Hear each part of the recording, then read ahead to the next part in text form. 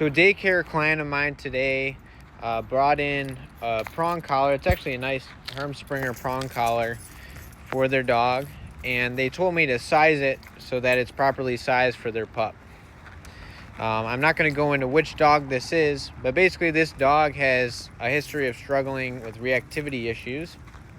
And the reason I bring that up is the same reason that I'm probably going to recommend that unless the owner seeks out further training in how to properly use this type of collar, again, they can do whatever they want. It's their dog. I'm going to recommend to them that they avoid using this type of collar. And the reason being is if you put a prong collar on a dog and they're pulling on the lead, in fact, with most bull breeds, they're not going to care whether it's a slip lead or a prong collar, or if you have actual like knives sticking into their neck.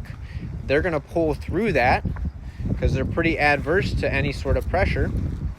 But the higher you escalate the amount of pressure on the dog's neck,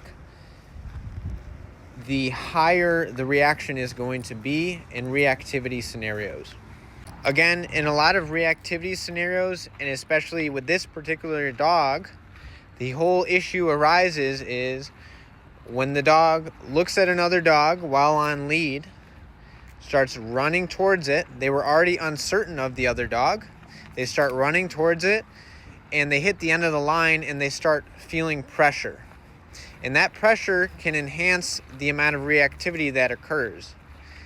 Now, good handlers and trainers that know what they're doing understand how to mitigate or eliminate this pressure from occurring in the first place. But an untrained handler and your typical dog owner, the pressure is going to happen. It's going to occur. And so every time your dog sees another dog while out on a walk, it's going to have a negative experience pressure. And over time and a certain number of repetitions, that's going to result in a dog that's skeptical of other dogs, because every time they see another dog, something bad happens. And so a lot of reactivity issues, that's how that builds up and gets worse over time. So if you have something like this and a poor handler, you have a combination for a disaster.